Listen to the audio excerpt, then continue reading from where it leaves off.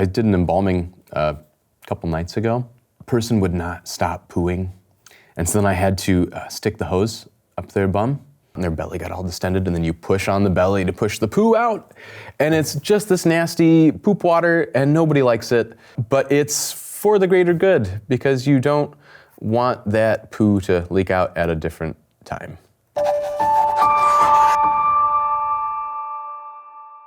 I'm Victor M. Sweeney, licensed mortician and funeral director, and today we're going to answer some questions from the Honesty Box. Let's begin. All right, our first question. What is embalming?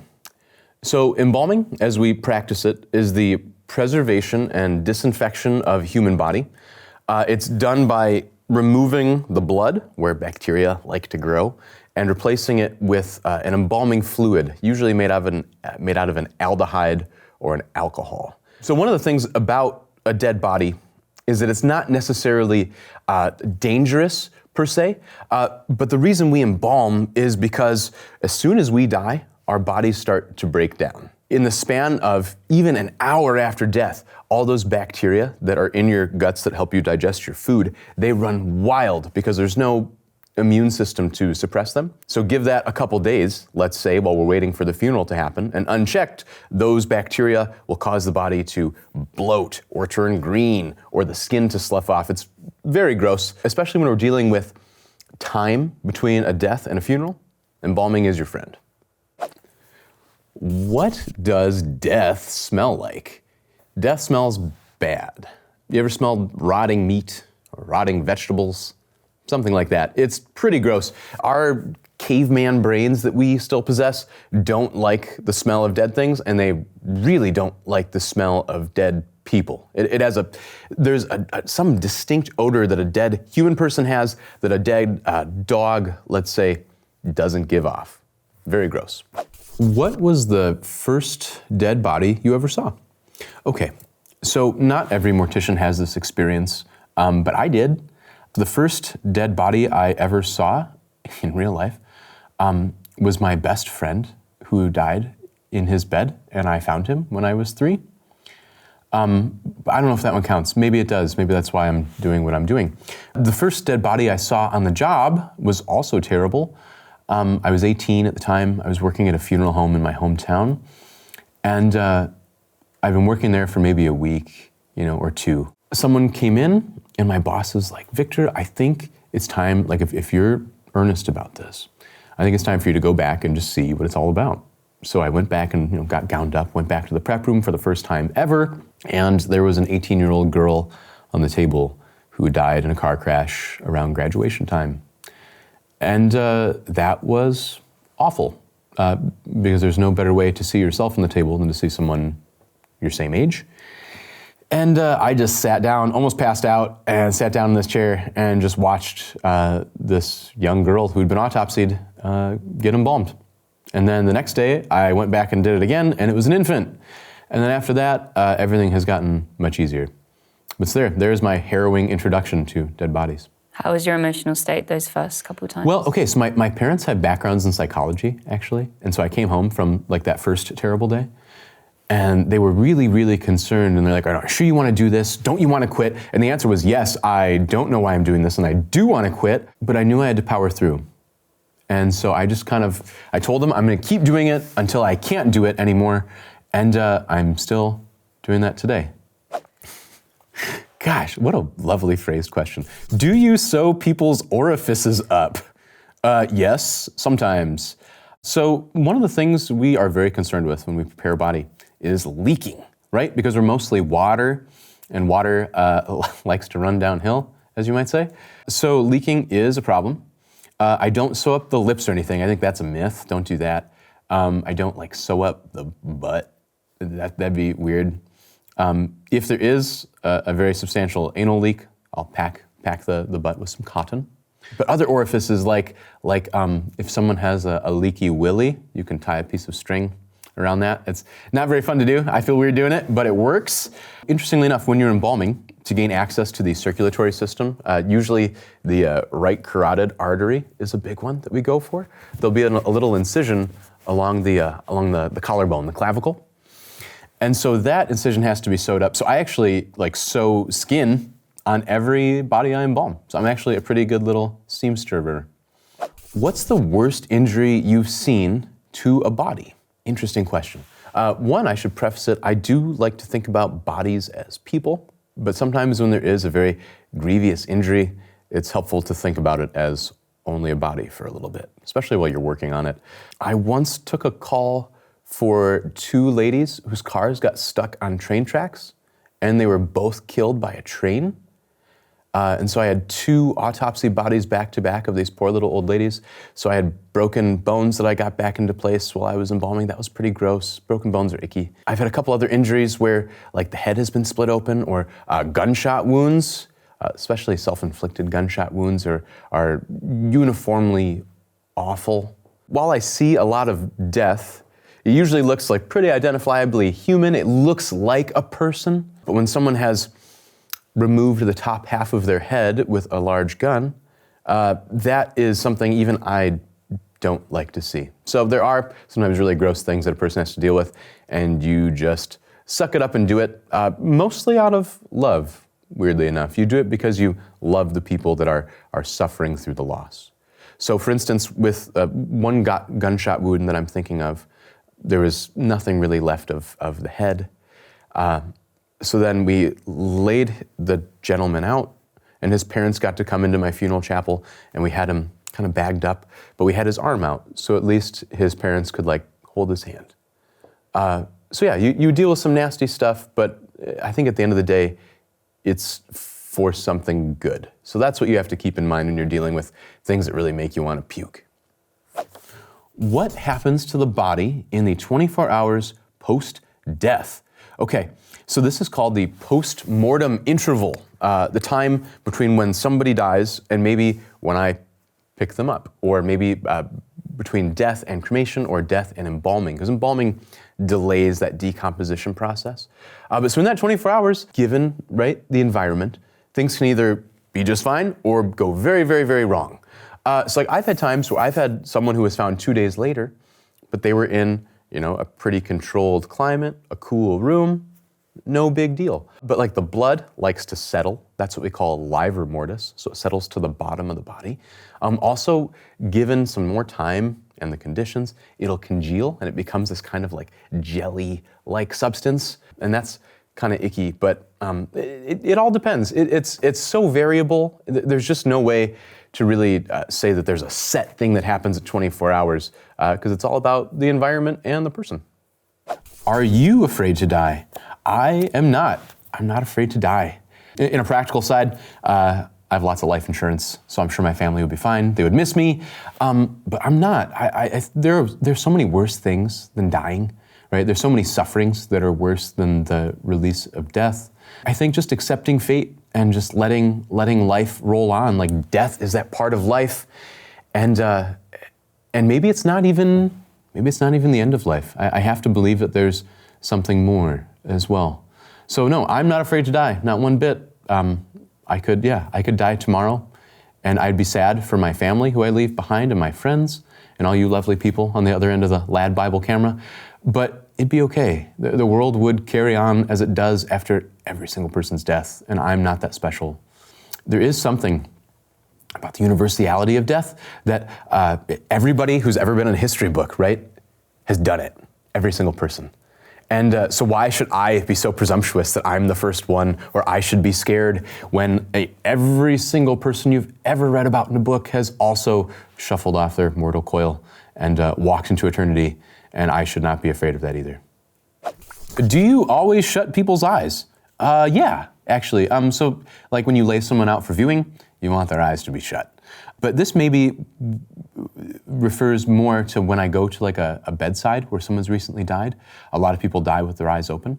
And so not being afraid to touch the body, if their eyes aren't shut, I usually go and shut their eyes, and I put their hands like on their chest, and just have a little moment with them, maybe sit on the end of the bed while their family's there. And I don't do that for show. I think it's just like, it's a nice way to like connect with a person. And maybe I don't know the person that's died, but that gives me like a moment of kind of like intimate connection with them that I think is really important. So I do shut their eyes before I take them from the place of death. Hard question. Do you deal with people who've taken their own life? I do. So there is the physical aspect of that. You deal with people who've taken their life, like by cutting their arteries, or gunshots, or drugs, or hanging. Lots of ways to end your life. And so you work with the body, and that can be a little challenging, right? Because you kind of see the trouble a person goes through, and it's manifested, right, in their flesh. But one thing that I do try to do is I try not to judge them too harshly. What I've lately been thinking a lot about is the idea of pity, and not in like a kind of a patronizing kind of way, but just trying to like see the world through their eyes and being like, and realizing like the sadness that I think drives a person to take their life. So just trying to like look at that with pity instead of with judgment, I think, is a very helpful thing to do along the way. Are they typically harder funerals? Yes. Oh gosh, they're really hard. You try to give the gift of a good funeral to a family, and I think with suicide, there's just like no good way to do it. Let's say there's an unexpected death.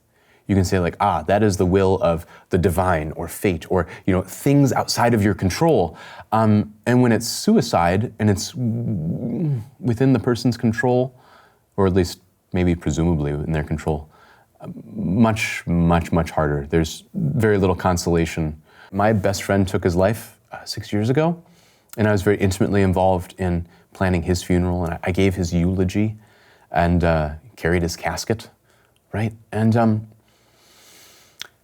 there is something about being some years on and looking back and going, what are the good things that I can learn from a life?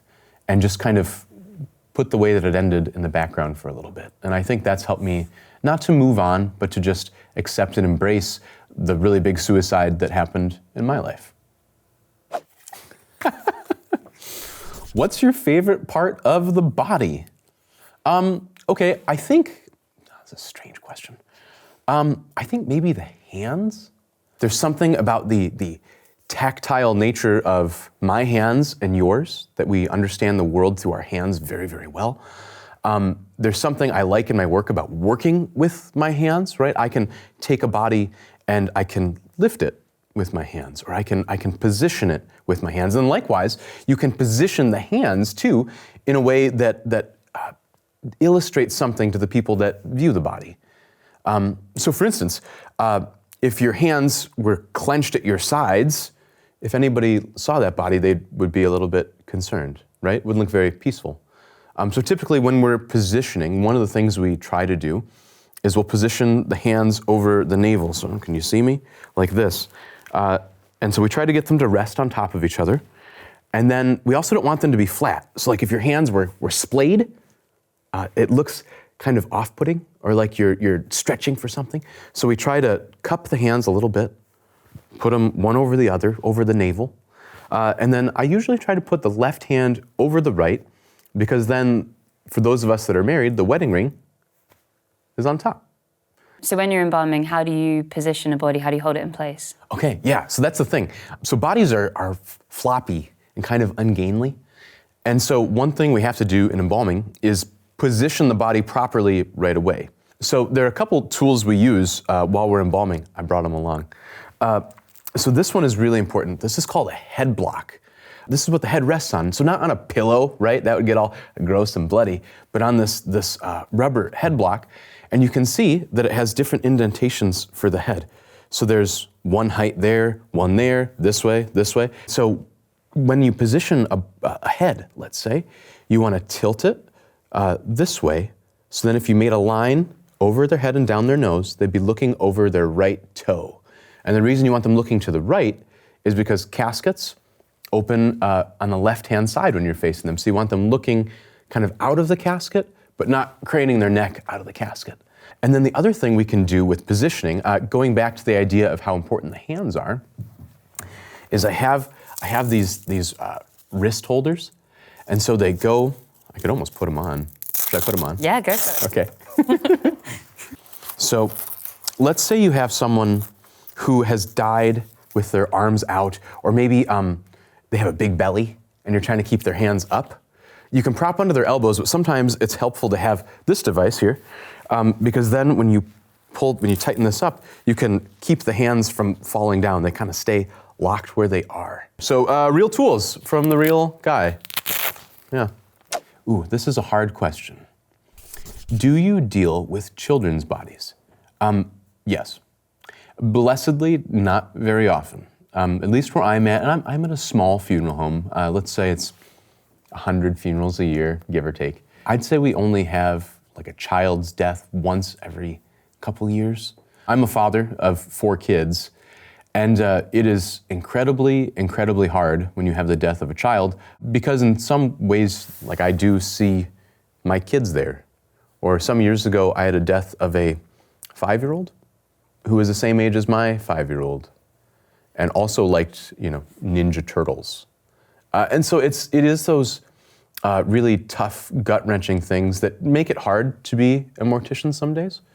But then you get to work with the family on their hardest day, and you share this bond because they lost their kid, and I interacted with it in a smaller way. But you have this bond because you're both, in some ways, caring for the same child, and at least for a time, or maybe you're giving their child back to them, for one last moment together.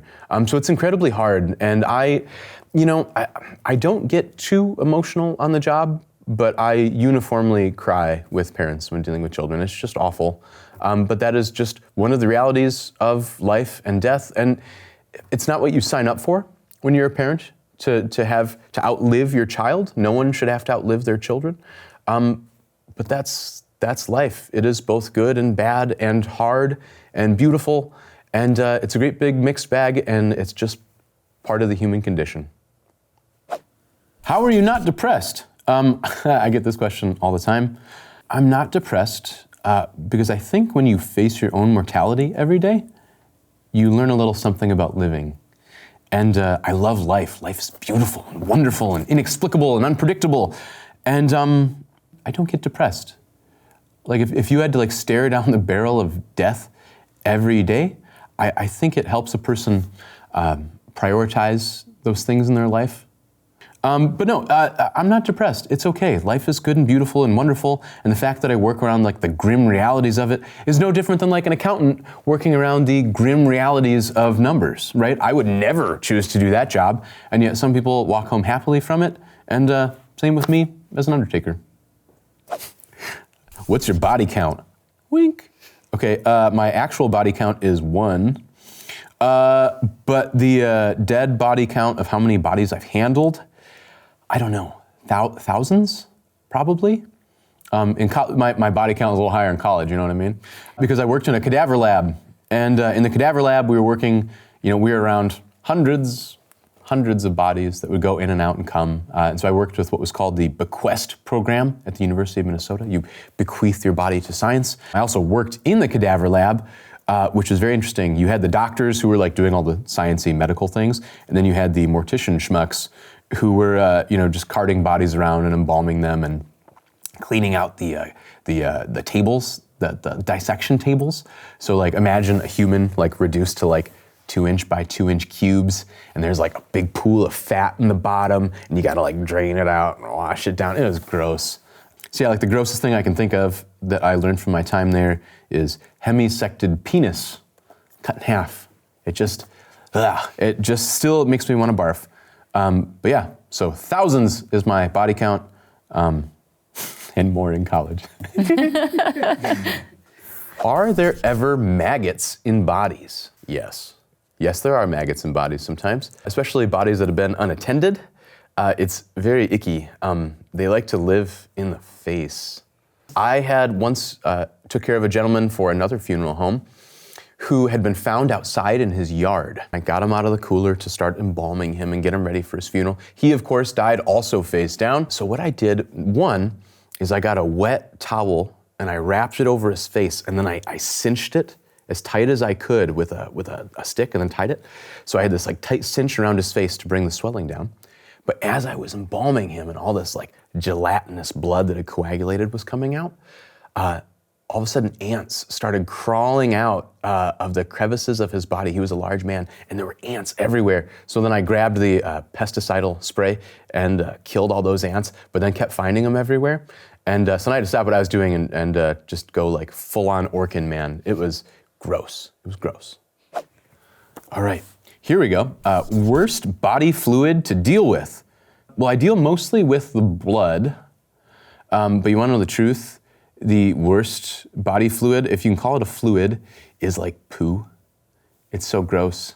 I did an embalming a couple nights ago, and a person would not stop pooing. And so then I had to stick the hose up their bum and then flush it all out, and their belly got all distended, and then you push on the belly to push the poo out. And it's just this nasty poop water, and nobody likes it, but it's for the greater good, because you don't want that poo to leak out at a different time. Ooh, I like this one. Okay. What are most people's deathbed regrets? Wow. I would say it all comes down to time, right? How you spend your time is how you live your life. I've had plenty of people who maybe they bring in their own obituary, right? And it reads like a CV, reads like a resume. And it has all the things they've done and all the jobs they've had and all the positions they've held. And then when you sit down with the family and you start talking, that's like the only thing they know about their mom or dad is all the stuff. And they don't have this like wonderful, beautiful relationship that we should have with our loved ones before they die. When you talk very frankly with people, like I've visited people before they've died on their deathbeds, and the ones who are maybe not afraid to leave this life, or have had a happy life, say they've spent their time well, and they've spent their time in relationship. So I can't speak for everyone, but I think it's gotta be time. It's gotta be time that like if you don't wanna have that regret, spend your time with your loved ones while they're living. This is fun, okay. What if someone dies with an erection? I've never had anybody die with an erection yet. I'm not even sure how that would work. You know, it's a nervous response, right? There's the physicality of the thing, but there's a nervous response. So I'd have to believe that when the nervous system and the brain, right, stops working, that the erection goes away. But I don't know for sure. I have embalmed bodies where inexplicably all the pressure ends up in the cock, and it becomes an erection again. And then that also eventually goes away when the abdominal pressure goes down. But that doesn't happen very often. I've heard of people calling it angel lust, but I've only had that happen like twice in my career. So not super common. Yeah, there you go. All right, do you do hair and makeup? Yes, I do. Well, I do makeup. I don't do hair. I'll do men's hair, but I don't do ladies' hair. I feel like that's a very delicate thing. And the thing is, you have to get it right, and you have to get it right the first time. And so I usually call a hairdresser. I've got a couple hairdressers in my town who will come in and do hair for the dead, but I do the makeup.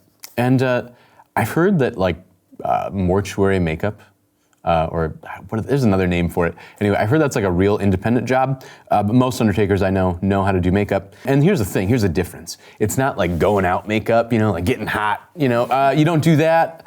So I'd say usually it's pretty modest, or if family brings in makeup and they tell me how they want it done, I'll do it. But one thing you learn as a mortician is like a certain amount of dexterity. So, painting on makeup, painting on lips, all that stuff, easy peasy, easy peasy. How do people like to remember their dead? Urns, etc., it says. This is a good question. People do like to remember their dead, especially when we talk about urns.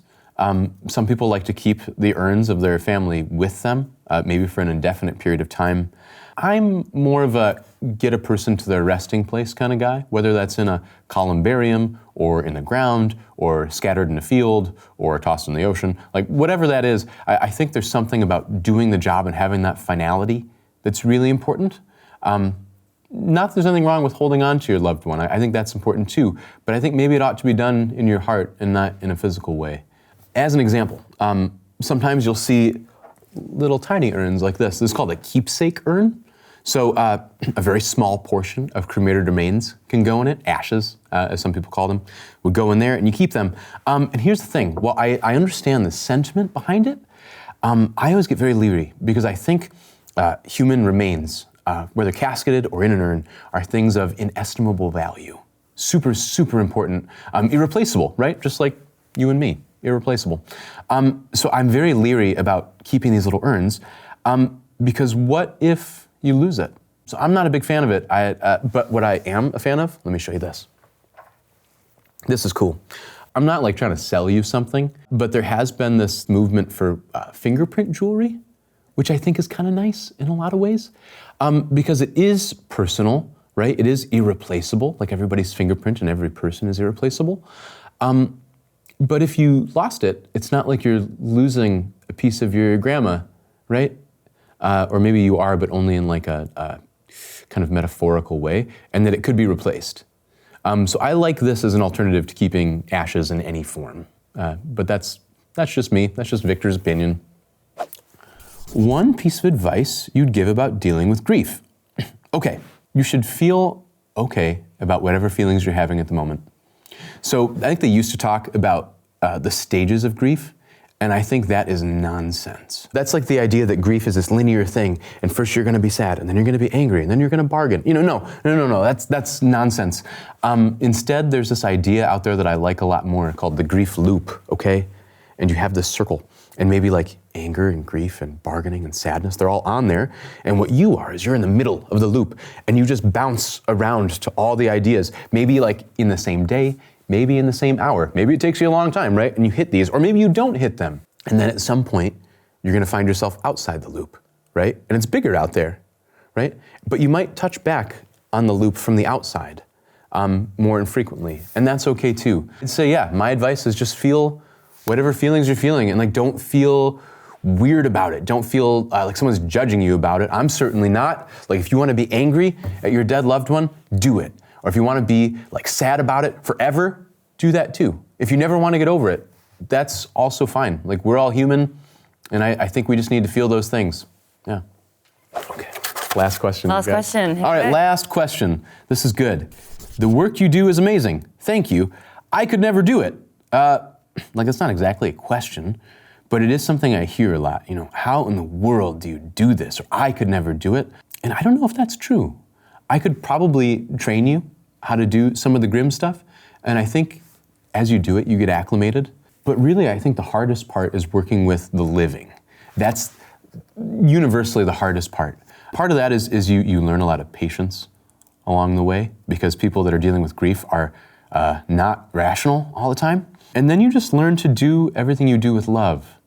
You do silly things for love. If someone asked you to do something really dumb, right? They'd be like, oh, change this flower out with this flower, rearrange the chapel, right?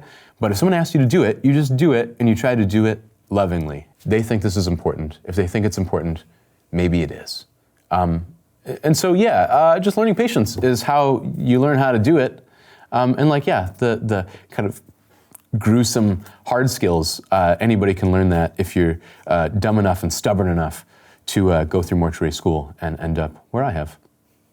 Lobotomies are very taboo in neurosurgery. They were kind of doing it for anyone. You know, people would take their wives who were seen as hysterical and take them to these gents to get them lobotomized. They were misused a lot, and people were turned into, for want of a better word, vegetables.